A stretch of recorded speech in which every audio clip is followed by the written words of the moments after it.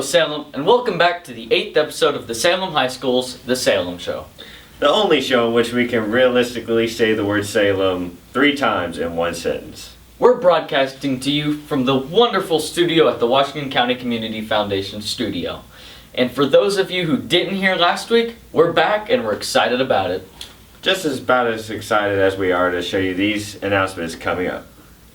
Do you know who the Harlem Wizards are? That's Harry Potter's street name, right? Close. Well, not at all, actually. The Harlem Wizards is a basketball team created in 1962 by sports promoter Howie Davis. Unlike most basketball teams, the Harlem Wizards are not primarily focused on winning games. Instead, their aim is to entertain the crowd using a variety of basketball tricks and alley-oops. Oh yeah, and I remember them coming up from a couple years ago. It was a lot of fun watching them. If you had fun then you'll get to experience it again. You finished the time machine? I don't think we're supposed to, tell anyone about that. Oh.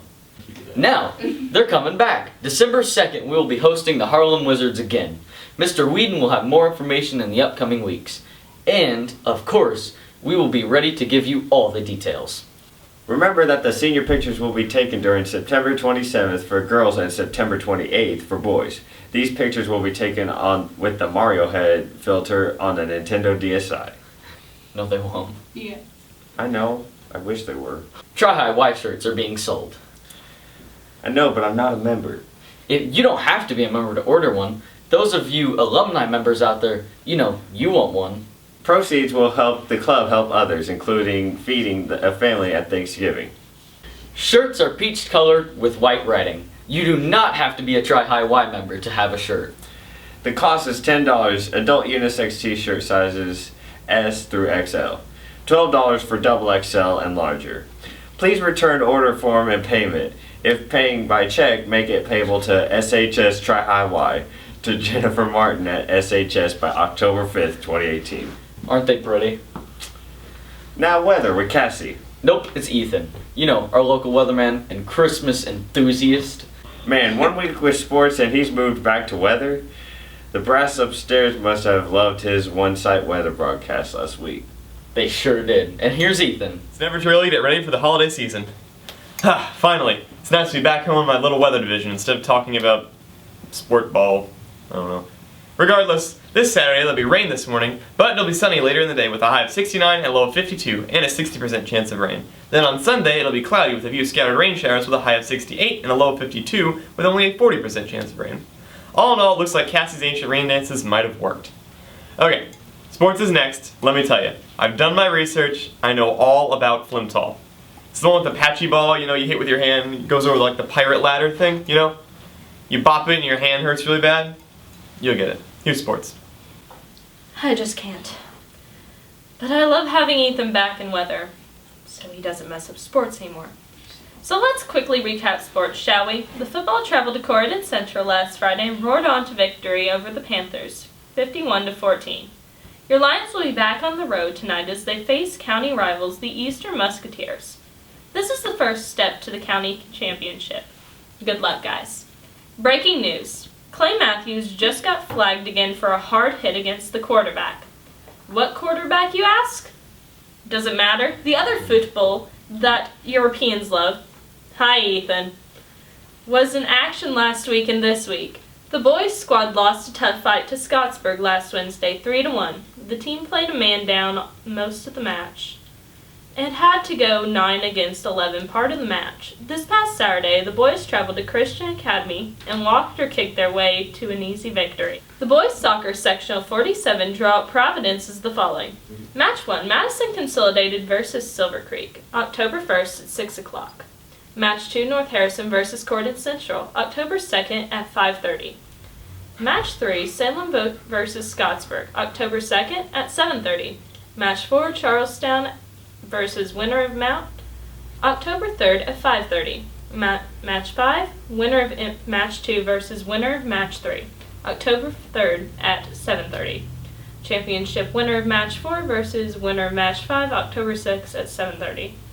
The girls' soccer team played in the Scottsburg Warriorette Cup, and well, I don't know what happened, but I'm sure our girls played strong. Match 1, Trinity Lutheran versus Salem, October 2nd at 7 o'clock. Match 2, Southwestern Hanover versus Providence, October 4th at 5 o'clock.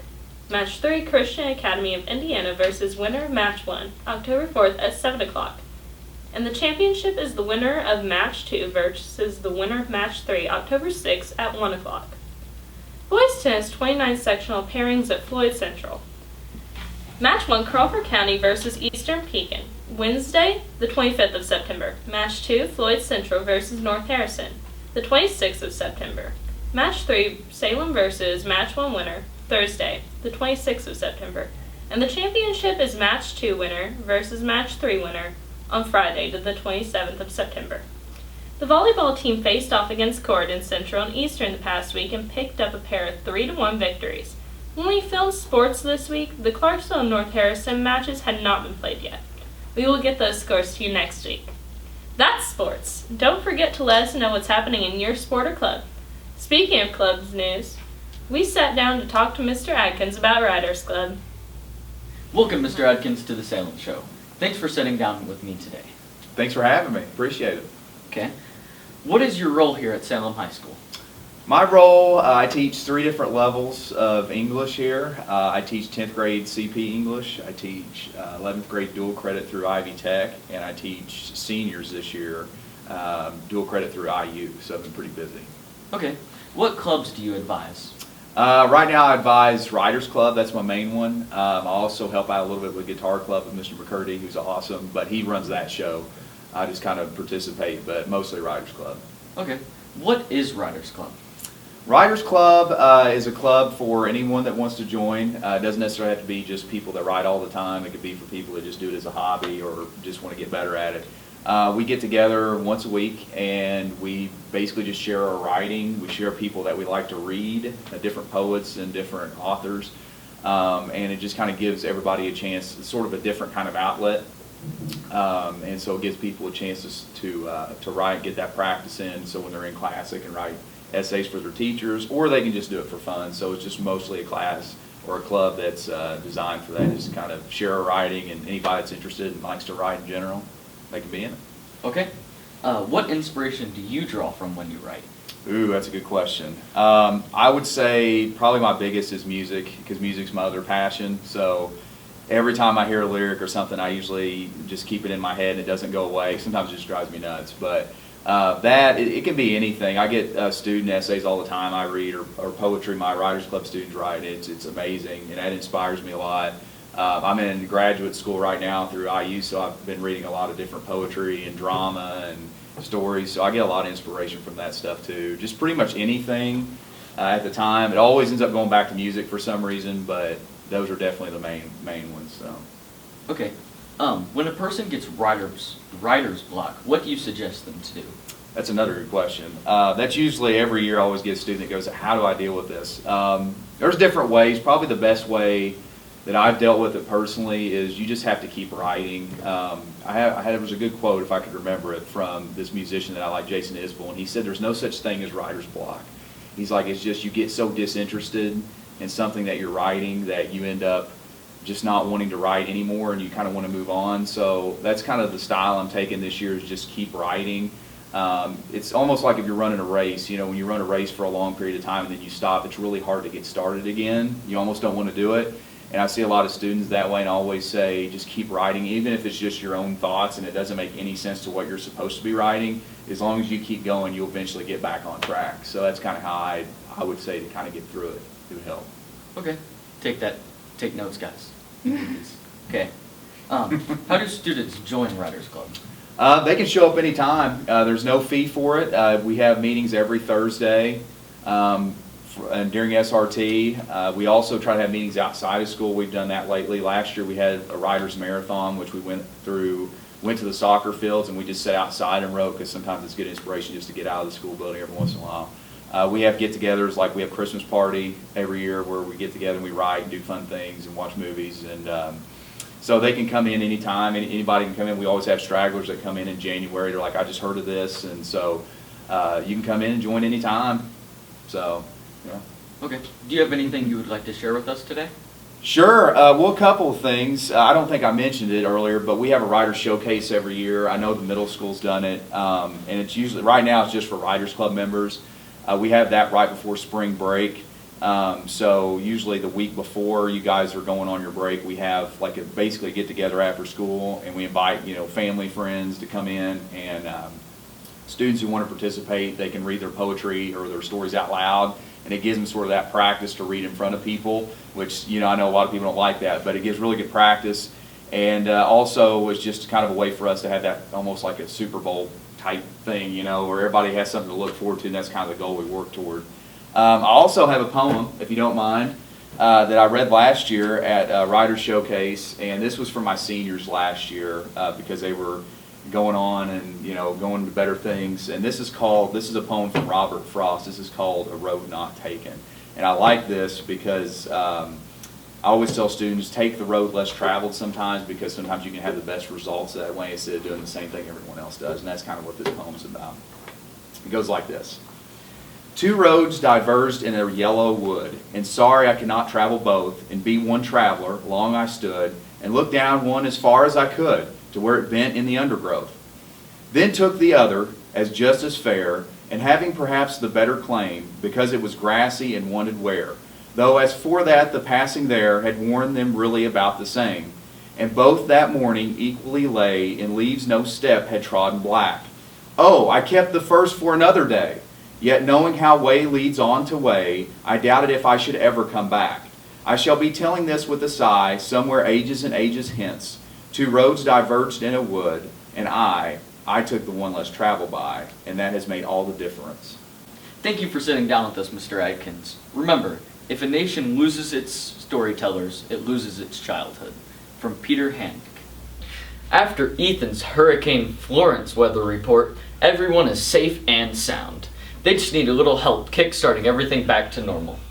Well, normal is relative. They're still on the East Coast. Regardless, help them anyways. And now, here's a motivational quote. Fear is the path to the dark side. Fear leads to anger. Anger leads to hate. Hate leads to suffering. And now let's go on to the real deal. DDP!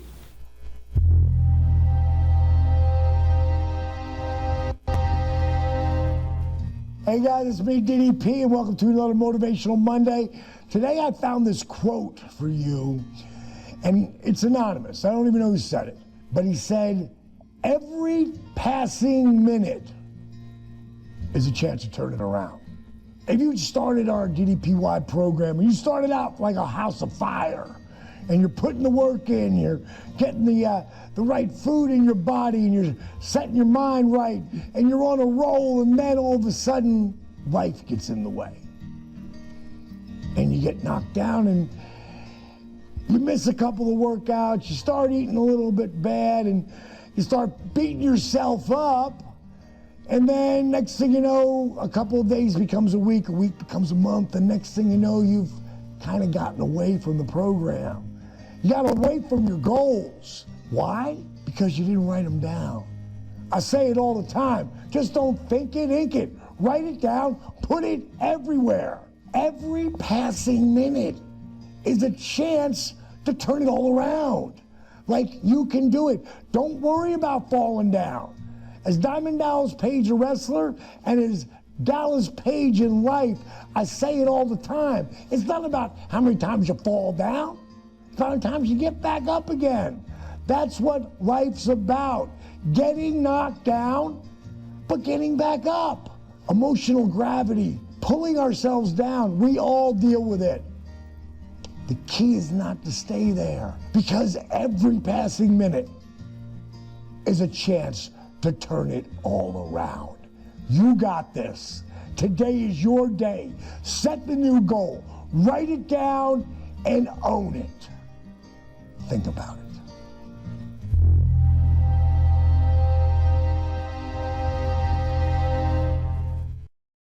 Bang!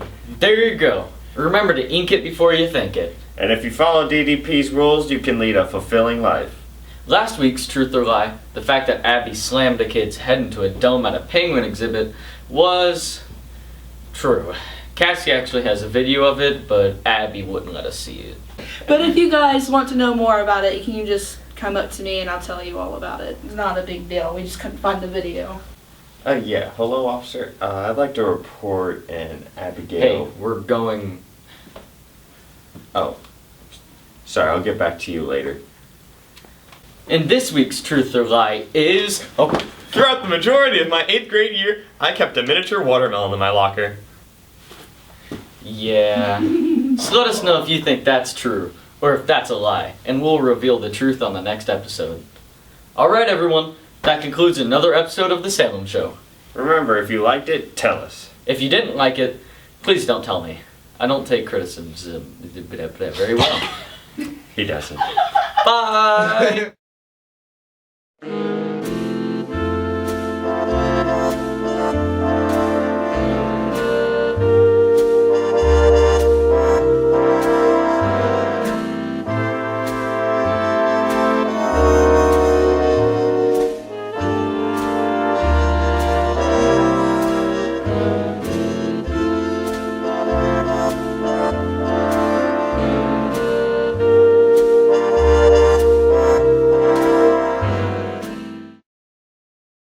Who is your favorite crew member of The Salem Show? I could say all of you. Definitely not Clayton.